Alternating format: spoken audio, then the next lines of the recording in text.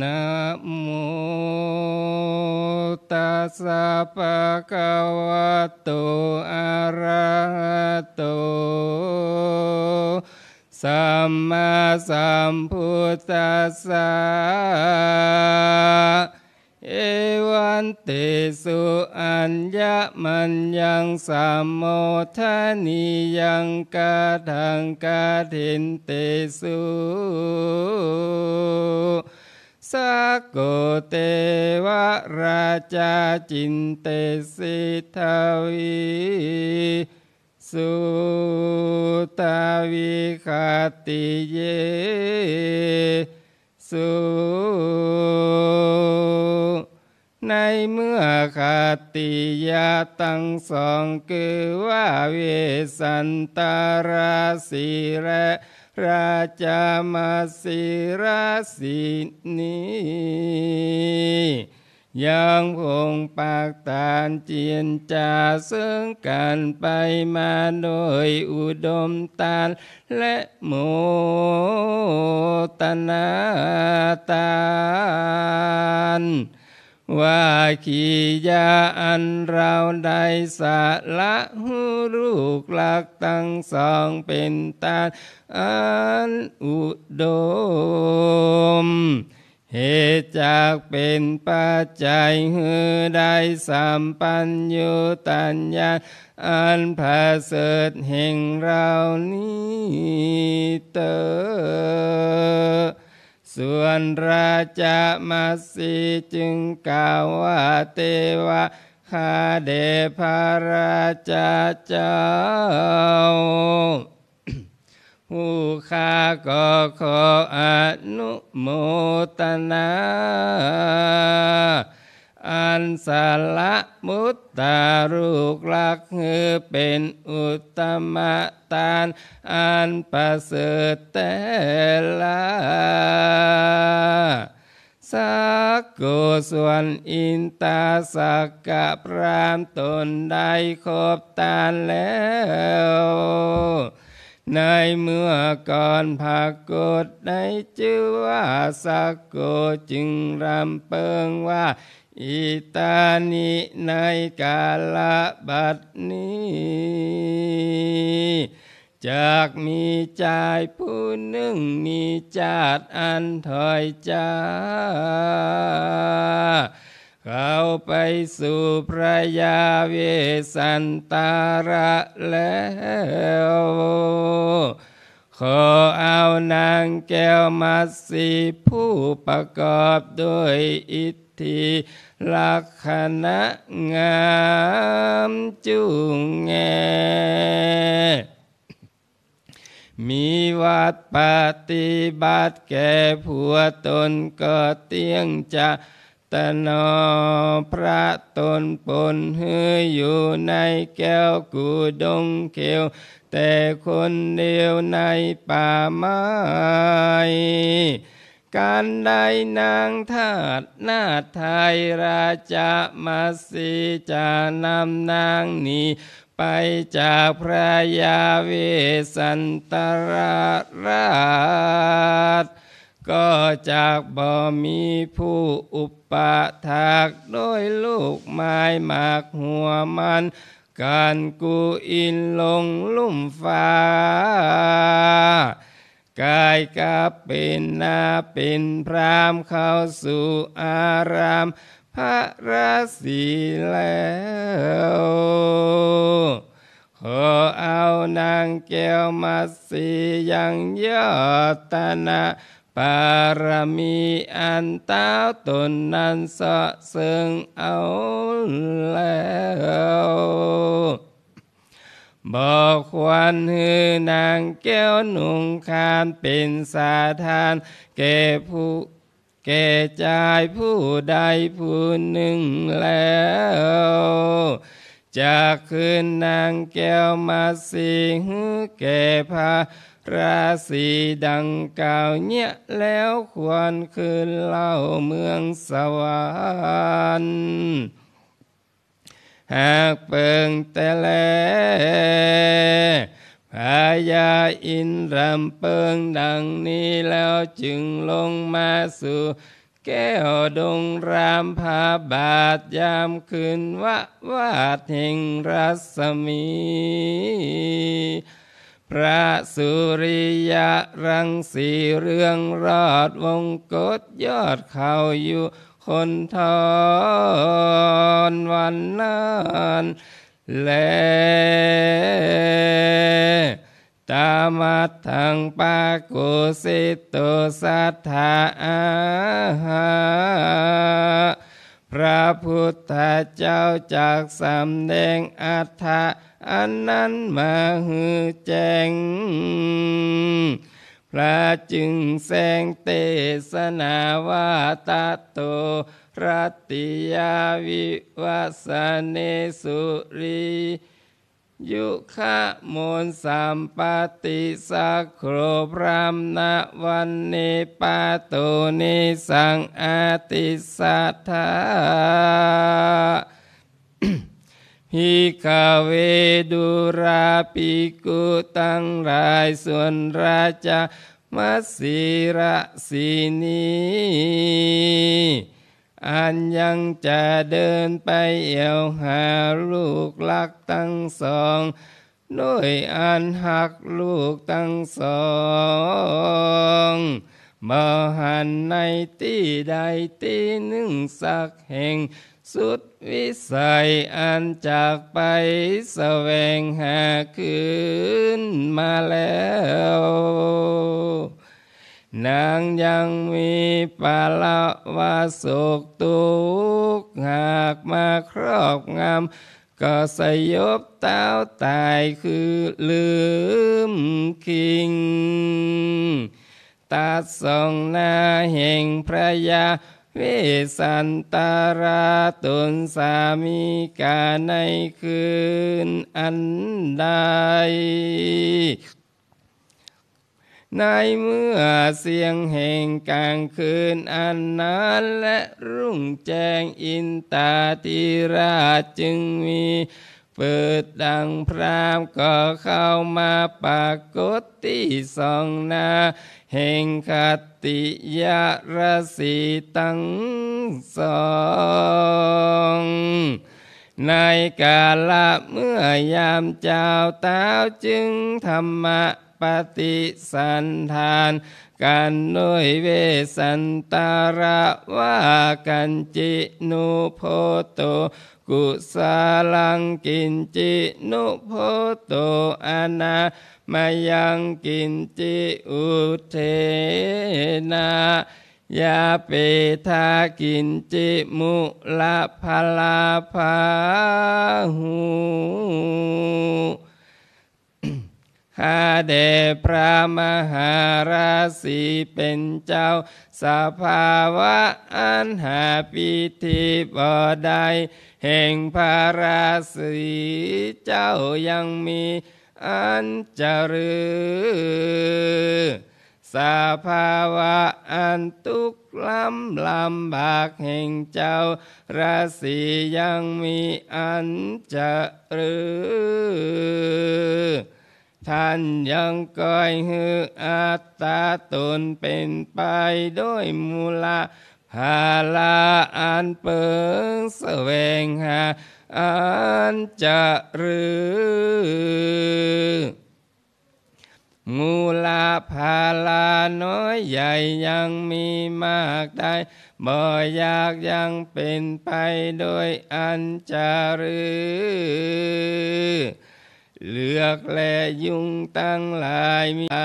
บ่มีแก่พระราศีอันเจริญพระมหาสาจักตัมปฏิสันทานกับด้วยอินตาสักกะพรามจึงกล่าวคาถาว่ากุศลันเจวันโนพระมณีอัตโตพระเมอนามายังอุเชนะอายาเปทาอัตโตมูลภาลาภาหูดูการาตันพรามสาภาวะ หาปีติบ่ได้ก็ดีสภาวะหาทุกข์บ่ได้ก็ดีก็บ่มีแก่เฮาละนะเราก็ยังก้อยฮืออัตตภาวะตนเป็นไปกับโดยมูลภาละอันควรแสวงหามูลภาละก็มีมากก็บ่ได้อยากเป็นไปเลือกและยุงสัตว์ทั้งหลายมีงูเป็นต้นก็ยังมีมากเป็นดังอันก็ดีก็บ่มาบีบเบียนลำบากแก่เฮาการอันลำบากด้วยเนื้อกาขนองตั้งหลายก็มาบ่มาบีบเบียนเรามาอยู่ปาที่นี้อันอากินเต็มไปโดยสิหามิการาชเป็นต้นนุการาความสุขอันใดแห่งเฮาอันมาอยู่ในปาที่นี้เป็นอันมีชีวิตติดกับด้วยโศกทุกข์เหตุปิยวิปโยคประการจากตนสักยามแต่อันใดปัดพรากจากเมืองมาอยู่ในป่านานใน7 เดือนตุกเป็นนิรันดรบ่ขาดสักยามหาความสุขใจบ่ได้สักอันแล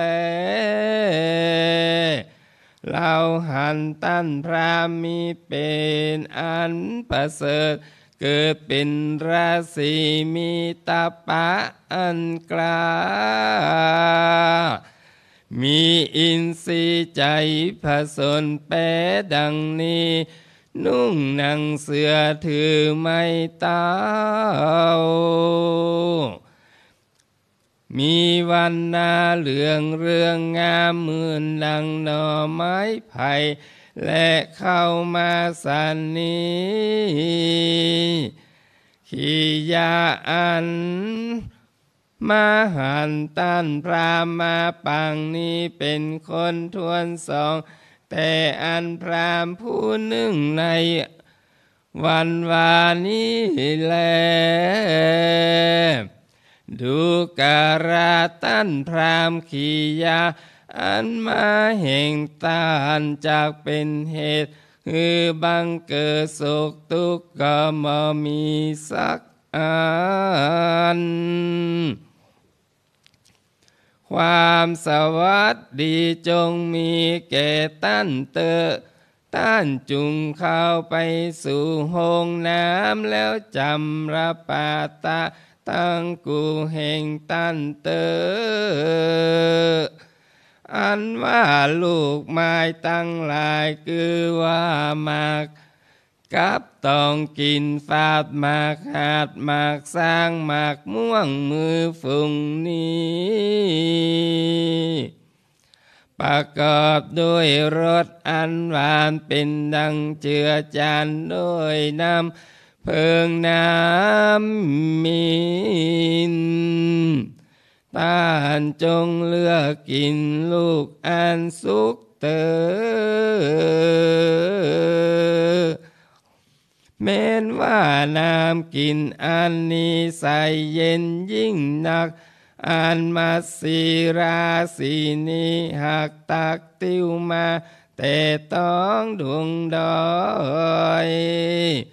มาไว้ผิว่าตันอิดพักมาใครกินใครดูดดังอันจงดูกินแต่ร่างน้ำเราปุ้นเตอพระมหาสัจเจ้ากาตามปฏิสันทานกับด้วยวาราวินโตสักกะพรามแล้ว จากถามหาเหตุอันมาแห่งพราหมณ์เล่าจึงกล่าวคาถาว่าอัฏฐา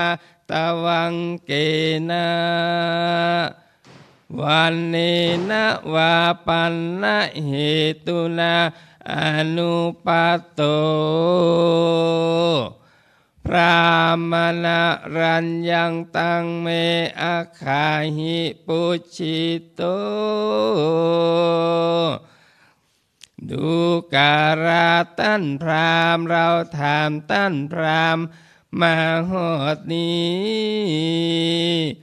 มักด้วยกุลอันใดเป็นเหตุฮือบังเกตปรมัตถสุขอันกว้างขวางไปนาอันจะรือภาการนึ่งโดยเหตุและปัจจัยอันใดคือจะขอเอายังเข้าของสมบัติอันใดตันจุงบอกเหตุและปัจจัยเยื่องนั้นแจ้งแก่เฮาเราเตอในกาลยามนั้นเตวินตาสักกาพรามได้โอกาสอันขอแล้วจากกาตามราชศรัทธาแห่งมหาสัจเจ้าเป็นอุปมาแล้วสักเสริญไปโดยอุปมาอันจบประกอบด้วยมหาสัจเจ้าใจลงเบิ่งปงภริยาอาการาตานโดยแต้พันเกตนเป็นมันจึงกล่าวกาทาวายาทาวาริวะโหปุโรสาภากาลังดังนี้ข้าแต่พระราศีเจ้าหมู่ลำนำอันมีในปัจจมหานติคือกงกายมมุนาอิจิระวะลีสาลาภูมาหิอันสัตว์ทั้งหลายมาแต่ติสาต่างๆลงมาอาบลงกินหาบหิวไปพอแห้งด้วยภาชนะอันน้อยอันใหญ่เท่าใดก็ดีก็ยังปามเป่งเต็มไปบ่ขาดบ่หูแห้งเหือดเสียวังตั้งอยู่ทราบต่อเต้าเสียงกันอุปมาฉันใดคือศรัทธาธรรมชาติแห่งพระมหาราศีเจ้าก็อุปมาดังอันแม้นดังอันก็ดียาจกวานิปกตั้งหลายมาแต่ติสาต่างๆหากมาขอเยื่องใดก็ดีศรัทธาธรรมชาติดวงนั้นก็บ่หดย่อต่อบ่หวั่นไหวยังมัวระปำเป่งเต็มในมหาปริจักกาหาปักการเสียงกาละตั้งมวลบ่แห่บ่หอนแห่งสักเตื้อมหาราชาเจ้าตนประเสริฐอันประกอบด้วยศรัทธามีมาคาติสุดบ่ได้ก็อุปมาดังอันข้ามาอยู่สำนักแห่งมหาราชาเจ้าก็เพื่อเหตุขอเอาภริยารักแห่งตันมหาราชาเจ้าตนประกอบด้วยราชศรัทธาอันมาก เสมอดังปัจจมหานาตีอันข้าขอจุงตานอากาภริยาผู้มีวัดปฏิบัติอันดีแก่ข้าพระเจ้าอันข่มเต่าเข้ามาขอราชมัสสีราศีนีซึ่งเฮาสันนี้เฮาก็ฮือมัสสีเป็นตานแก่ตันดังอันเต้าจากหลอนแต่เราผู้เตียวกลางปาตีนี้จากถึงภาวะอันลำบากเหตุจากหาผู้ปามเรือนอุปปัฏหากบ่ได้เฮาก็บ่ฮือตานเกตันได้แลมหาสัจเจ้าก็บ่กล่าวสันนี้ฮือพรามน้อยใจสักอันเหมือนดังจากตั้งไว้ยังทงคำปันนึ่งเหนือมือพรามอันเหยียดยืนมาขอโดยฮือพรามยินดีแล้วในพระริยาตามแห่งตนบ่มีใจหดย่อสักอันเหมือนดังจากปาพาตากิริร้องก้องสนันวันไหวด้วยภริยาตานแห่งตนก็กล่าวว่าดูการาตันพรามตันมาขอราชมัสสีราศีนี้ซึ่งเฮาดังอันเฮาก็ฮือบัดนี้ยังราชมัสสีตนนั้นเป็นตานแก่ท่านแลเฮานี้บ่หวั่นไหวกังบังรับไว้ยังแต่ยิวผู้มีอันควรฮือตานโดยกำลังเล่าใจแห่งเฮาเต้ายินดีในอันฮือตานตุกเมื่อแลมหาสัจเจ้ากล่าวดังนี้แล้วก็เอายังน้ำตุนกันตีมาปั่นก็ฮือตักขีโนตากาตกเหนือมือพรามแล้วก็สละฮือราชมัสสีเป็นตานแก่อินตาสักกะพรามโดยอันอัศจรรย์ตั้งมวลมีประการดังไว้กล่าวมาแล้วในภายหลังก็ปรากฏเกิดในขนาดนั้นตามมาทางปากาเสตุสัทธาอันว่าพระพุทธเจ้าตนเป็นคู่เก้าแก่คนและเทวดาตั้งหลายจากสำแดงอัตถะอันนั้นมาฮือแจ้งก็เทศนาว่ามัทธิหัตเถกาเหตัวดังนี้ภิกขเวดุราภิกขุตั้งหลายเวสันตาราตนเป็นเจ้าแก่บ้านเมืองวุฒิจำเริญแก่เจ้าสิปิราชตั้งหลาย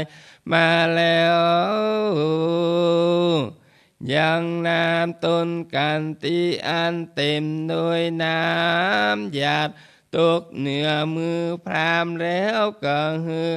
ราชมัสสีเป็นตานแก่อินตาสักกะพรามเวสันตาราพุทธังกุตนประเสริฐการได้ฮือราชมัสสีเป็นตานแก่อินตา สักกะพรามดังอันลวดใดถือเอายอดตานะปารมีธรรมอันเป็นที่สุดเมียนอันสร้างสมปานแล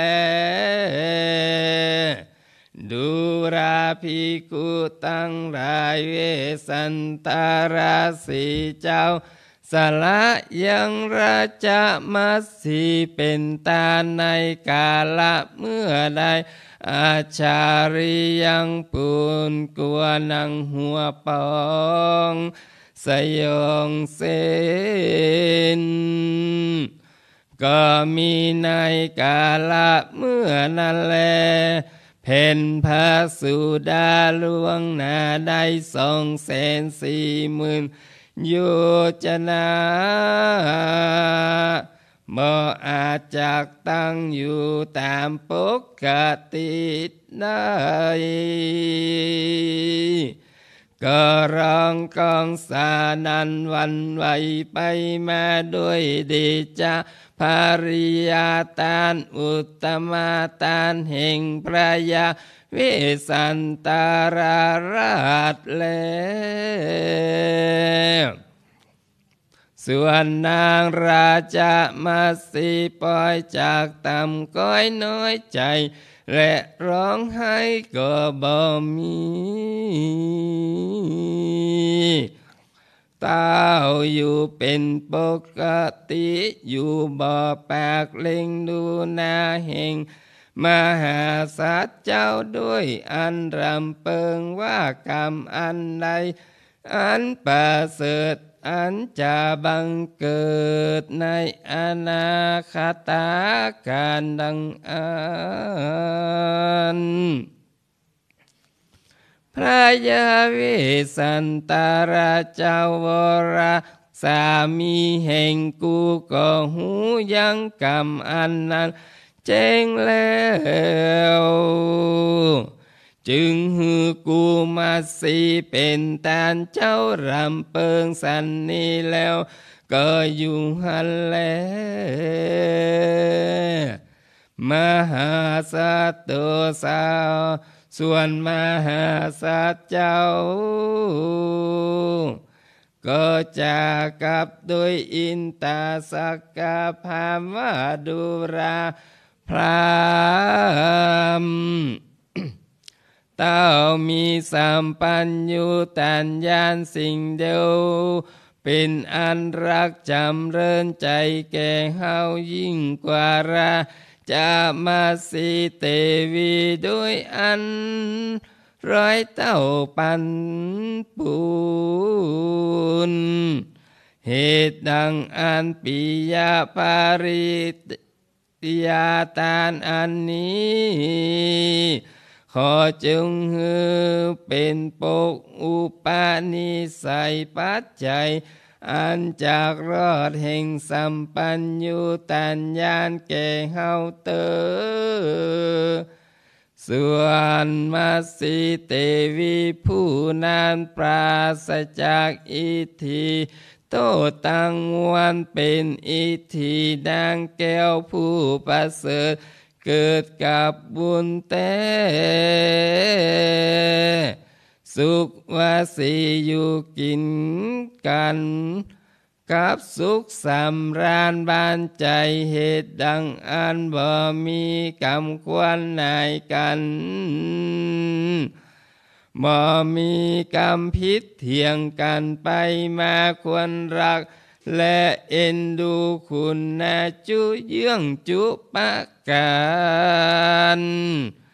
จากหาผู้ยิ่งจากเสมอและเพียบเทียมบ่ได้แล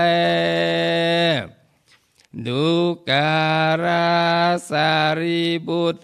ขัตติยะตั้งสามเมลูกก็เป็นผู้รักจำเริญใจแห่งพระตาพระคาถาตุตตภาสมากดังนี้เหตุดังอันพระจึงสละ เป็นตาลก็เพื่อแลกเอาพญาสัมปัญญูตัญญาณดวงพระเสริฐนั่นแลอาทามหาสัทโธกิตติสามัตถิในกาลยำนานมหาสัจเจ้าก็เล็งดูนางนาวมาสีอากาศเทวีโดยกำลำเปิงว่าราชมาสีเป็นดังหรือจาเกียรติแก่กูรู้ว่าบ่เกียรติอันจาสาปิส่วนราชมาสีก็กล่าวว่ามหาราชเจ้าเล็งดูนาคาเจ้าหรืออันจากล่าวดังนี้แล้วกล่าวสิหนาจากองค์อาจบอกเก่งขามว่าข้าแต่มหาราชเจ้าเมื่อข้าเป็นกุมารีอายุได้16 ปีขวบเขาก็ได้มาเป็นปาตะบริจาคแห่งมหาราชเจ้าตนได้มหาราชเจ้าตนนั้นก็ได้เป็นผัวแห่งข้าแต่ยามเมื่อเป็นกุมารีหากเป็นอิสระแก่ข้าและมหาราชเจ้ามักฮือตานข้าแก่ปุกละผู้ใดก็จงฮือตานแก่ปุกละผู้นั้นเตออิสโรนามาชื่อว่าปุคาระผู้เป็นเจ้าเป็นใหญ่นี้มีพายุจานะด้วยเขาของกระเปิงขายยังขายยิงแห่งตนการโภชนะด้วยจินเลือดไขมันก็เปิงขายยังขายแห่งตนยิงแม่นข้ายิงก็บอกควรขืนใจเหตุดังอันกามยังใดก็ใจมหาราชเจ้าดังอันจุงกาตามเยี่ยงกามเยี่ยงนั้นข้าก็บอกเกียรติคัดขืนใจแก่มหาราชเจ้าสักอันจุงปามเปงมโนรสฮือแล้วบัวระมวนเตอราชมัสสิจากรรมองค์อาจตามสภาวะอันมีแต่ด้วยจิตใจอันบริสุทธิ์ใสงามกรรมจะเป็นอันใดก็เป็นดังอันแต่สิ่งเดียวยามนั้นอินตาธิราชอินทรงเปรตเป็นพามอยู่ในที่นั้นหูยังปานิพานอาชญะแห่งคติยาทั้งสองอันเป็นอาจาริยาหายากก็สักเสริญมากนักต่อสองหน้าแห่งคติยาทั้งสองวันนาอันแลภิกขเวดุราภิกขุทั้งหลายอินตาธิราตนเป็นใหญ่แก่เทวดาทั้งหลายสุหูสภาวะหัวใจแห่งคติยะทั้งสองก็สรรเสริญว่าข้าแด่เจ้าราศีข ข้าศึกตั้งหลายข้าศึกตั้งหลายฝูงใดคือว่ากุศลธรรมอันเป็น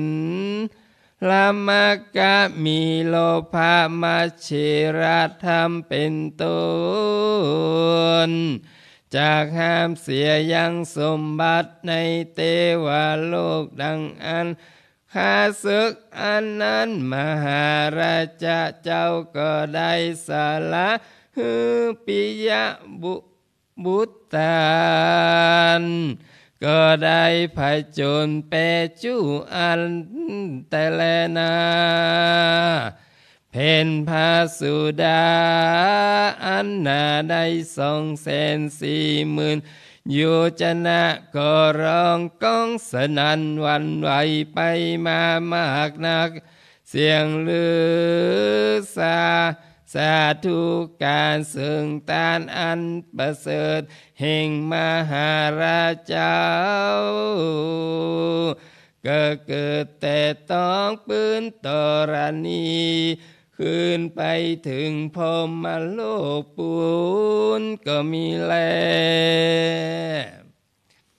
วิชุราตาสายฟ้าอันมากนักใจกาละอันควรเมบก็มาแมบมาเมืองเรื่องลอดจูกำจูไปในพระเตต้องหิมปานอันใหญ่เป็นปูนกัวเหมือนจากเกือจากปังไปโดยแห่งโดยหิมปวันตั้งหลายก็เกิดปรากฏมิแลอุโพเทวานิกายามูลเทวดาตั้งหลายทรงจำพวกคือนารัตเทวดามีวิมานตั้งอยู่อากาศปาพาตาเทวดามีวิมานเหนือจอมน้อยก็ยืนอยู่ติววิมานแห่งตนก็อนุโมทนาสึงอุตมะตานแห่งมหาราศีเจ้าจูหมู่เจ้าเทวลาก็มีแลอินตาธิราชก็ดีมหาพรหมก็ดีราชาธิราชตนเป็นใหญ่เก็บประชาตั้งหลายในกาลธาตุก็ดีพระยายุมก็ดีพระยาเวสสุวรรณตนเป็นใหญ่แก่ยักษ์ตั้งหลายก็อนุโมทนาตาซึ่งอุตุมาตานแห่งมหาราชเจ้า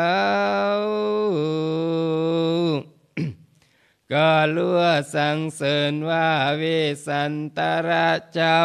อยู่ในป่าหือตานภริยาแก่พามแล้ว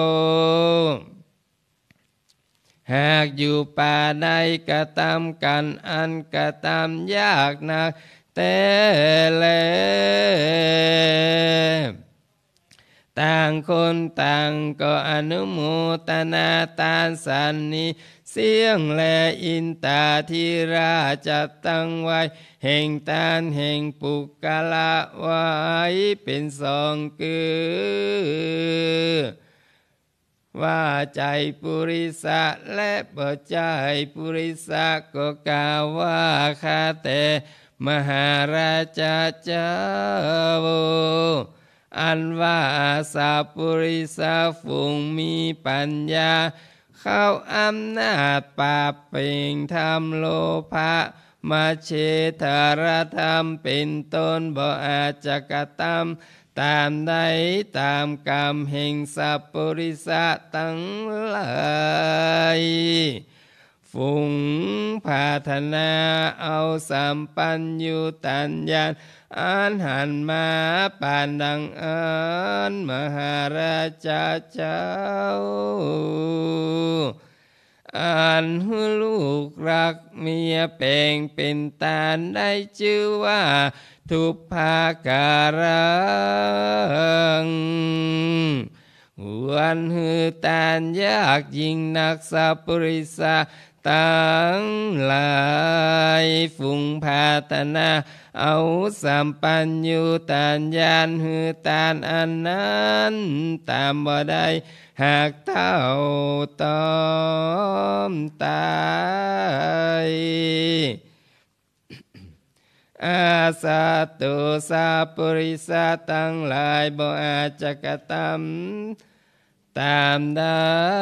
ยังกรรมแห่งสัพปริสาตั้งหลายอันกระทำยังกรรมอันกระทำยากแต่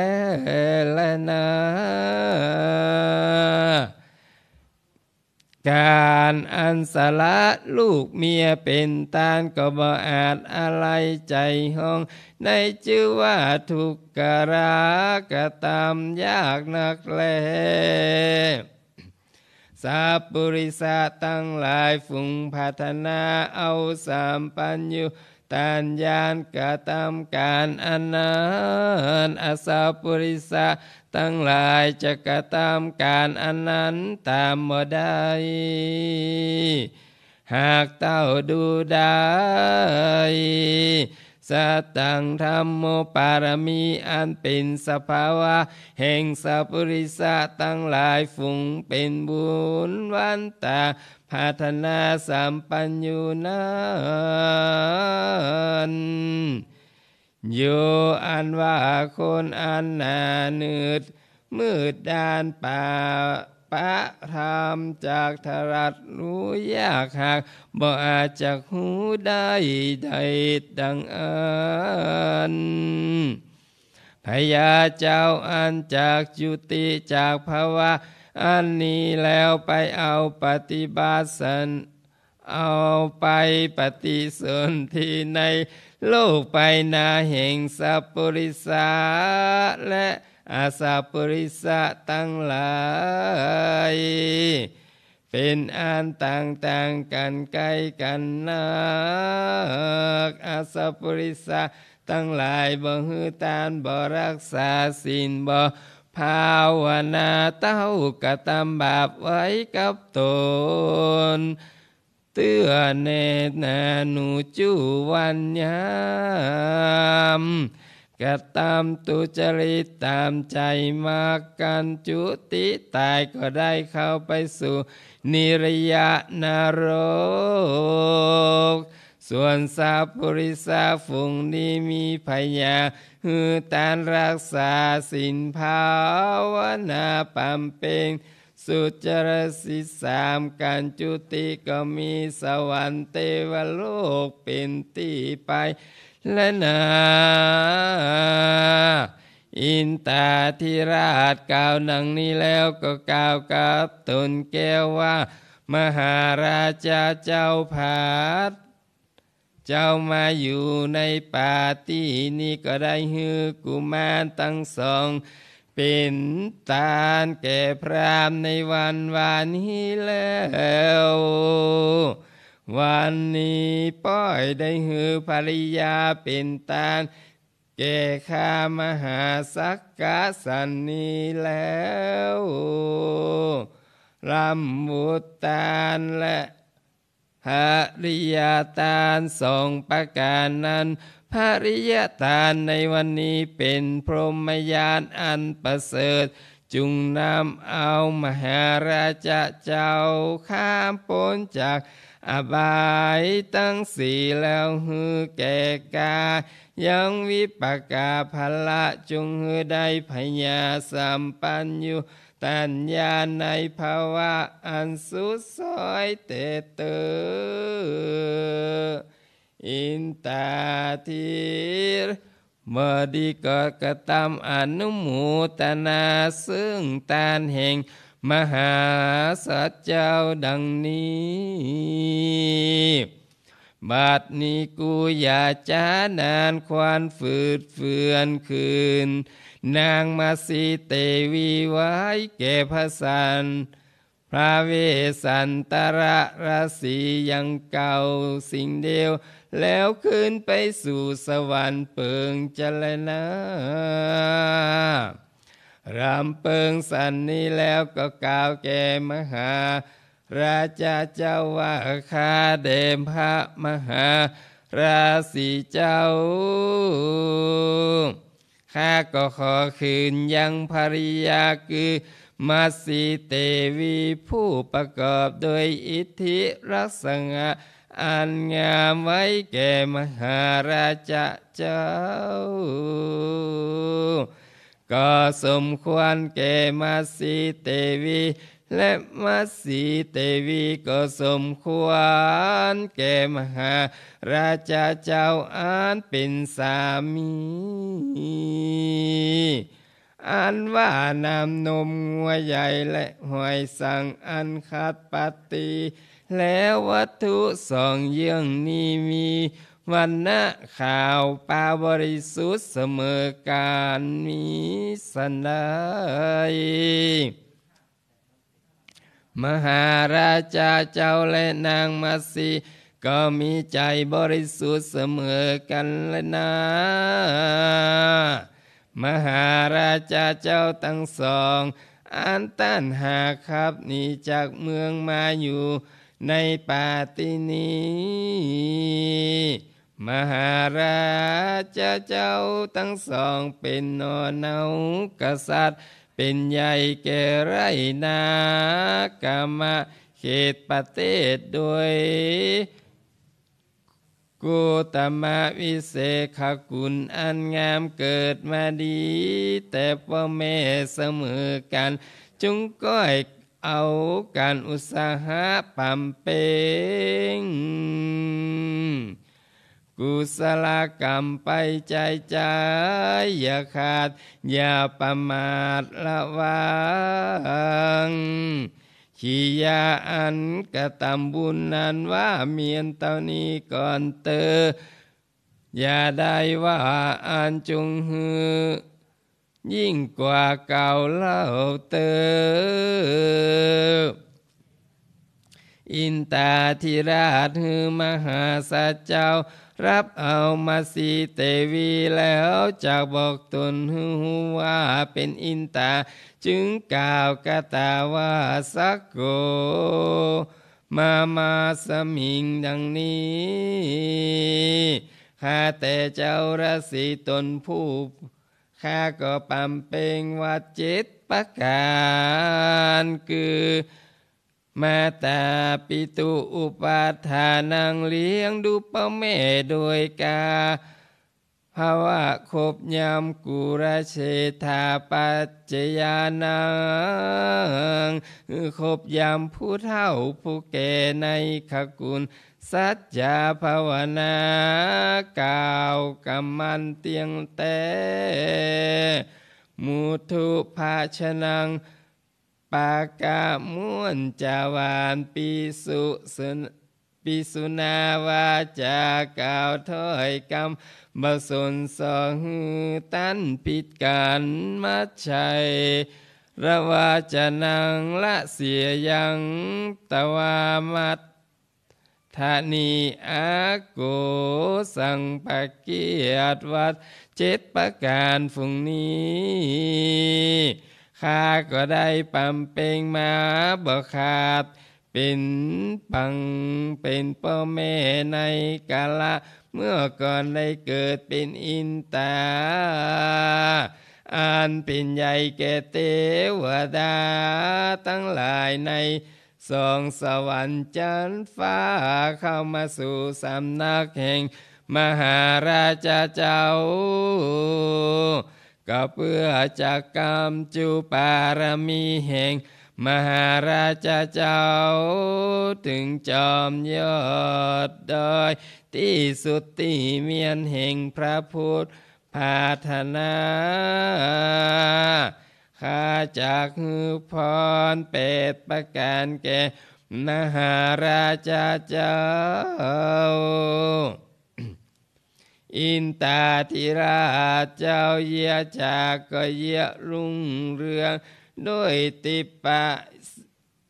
สยองขึ้นสู่อากาศดูวิลาศดังสุริยะอันพุ่งขึ้นมาเพื่อยามเช้า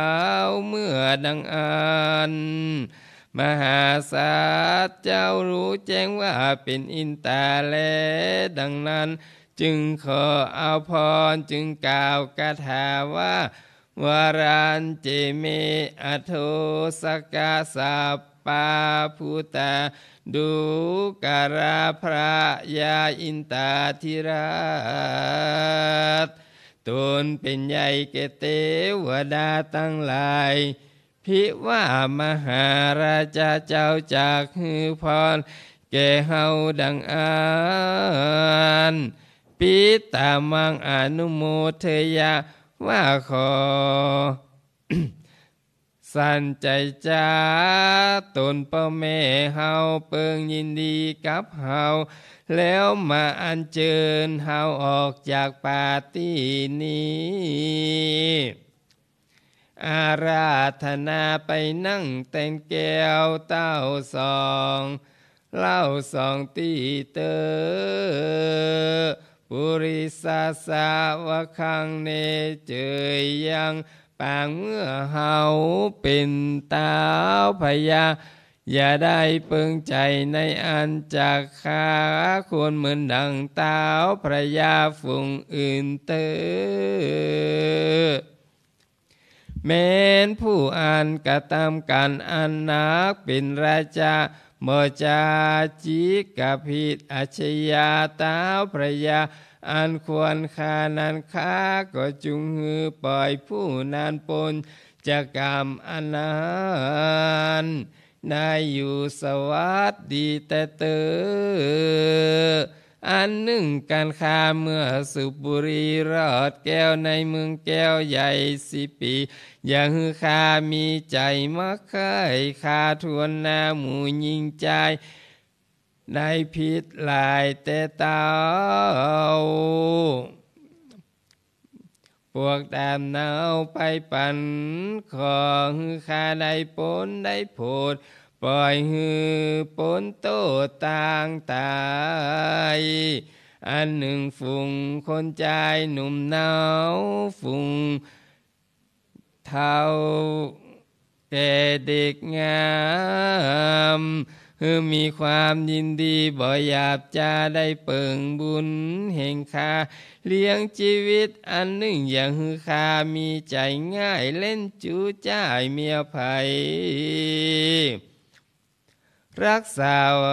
จะไว้ฮือฮอดอย่าได้จอดอิทีแนนอินทรีย์อย่าขาดอย่าได้เข้าอำนาจมาตุกามพรอันงามทวนทีข้าขอไว้ตีเน้นใจจาตีได้งามองอาจอันข้าภาษาอันข้าภาษาเป็นตาลแก่พรามมนาจารย์ผู้เท่าลูกเต้าอยู่ยินดีจงมีฤทธิแป้พระจนแก่ฝูงคนโดยบุญตนนอนเอาปราบตัวเต้าเหนือดินขอคุณอินเจ้าฟ้าพรทั่วหาของดีไว้ปัญจดีลูกป้ออันเป็นนราชาเตเตอในเมื่อข้าไปรอดแล้วนั่งแก้วบุรีในระวายที่จากไกลรุ่งการค้าเกิดจุงรำเปิงตาลขออินบันดาลภายเพแก้วฟ้าขอฮือเต่าฟ้าช่วยข้าวางลงตกเต็มคงเมืองเต้ตองของวิเศษนำมาถวายภายลงมาแต่ฟ้าเที่ยวทางหน้าสู่ธรณีอันหนึ่งข้าขอฮือตาน้อยใหญ่ขอยาฮือข้าไฟกินเองโดยอันแป่งตาลไปใจอย่าฮือใดบกบางฮือข้าได้เสื่องตาลบานใจพรอันใด7 สิ่งข้าเจ้าฟ้าขอจริงปันตาลแต่เตอ การฆ่าตายจากจากากาศอันเป็นคนจึงอาตุเอาตนไปเมืองเกิดในห้องเลิศเมืองดุสิตาการตายกาจากเมืองฟ้าจึงได้อวายนาลงมาในธาราชพญาสัมปัญญูเลิศแล้วนั่งเต้นแก้วเทศนาธรรมพรอันงามทวนแปดคาขอแควดทรงกรรมจากกรรมพัฒนาแห่งพญายุทธยิ่งตาวไทยจึงเจนจาว่าข้าแต่มหาราศีเจ้ายศตัวเต้าเวียงใจบ่เฮิงนานเต้าใดต้าวไทยตนพ่อตั้งใจต่อสมปานจะเอาริปริโยทหารอเนกมาอภิเษกเจ้าแล้วนำเมืองสมบัติเรื่องตั้งไว้ตกแต่งไว้เป็นพญาการพญาอินหือโอวาทแก่พระบาทเจ้าบุญเหลือก็เสด็จเมื่อสู่ปราสาทที่นางแก้วอาจวิจัยยุนอันเป็นที่อยู่แห่งตนก็มีวันนั้นแลตามาทางปากาเสโตสาธาอิหังวัดวเนมาคาวาเทวะราชาสุจัมปติเวสันตราสาวาจนังหัตตวาสกากายังอปักกมิภิกขเวดุราภิกขุทั้งหลายตนทะรงสินใสบริมวลอันว่าตาวไทยราชอินตาชื่อว่ามหาราชื่อว่าเมขวาจาตก่อนใจน้อมอ่อนศรัทธาสร้างศาลาหลังใหญ่ตัดไม้ใส่คาดีตั้งยองปีแรกกาบจัวดังเจ้าฟ้าใส่บัวคำเป็นลำน้ำสูงมุงเมฆข้างประเทศหนต่างมีบริวารพร้อมกูใจนำสู่กองกุศลคนตั้งหลายเตียวหนอิดลำบากยังพักหากเย็นใจ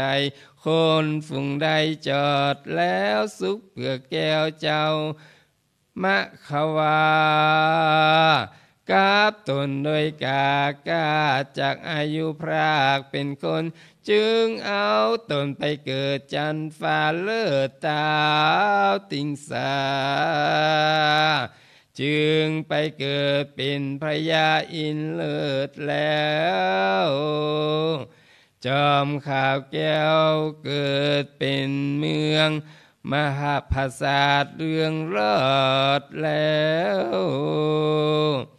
มีเต้นแก้วเป็นศิลามีนางกัญญาเวทล้อมเห็นอ้อมนอนแฝงเต้าแถลงลงมาสู่ยังที่อยู่เจ้าเวสันดรมางอนส่องแนนางเนาปิดพามเท่าแก่ราชาการขอเอานางพระยาได้แล้ว3 คืนนางแก้วแก่พระยาวิสันดรลวดถวายพรตั้ง8 ต้าวก็แคดหือเปียงใจตาวันใสส่องแล้วก็คืนสู่จานฟ้าแก้วเมียงบนอันเป็นที่อยู่แห่งตนก็มีวันนั้นแลสักกะบันนิทิตังขิยากาวยังสักกะบันทวน10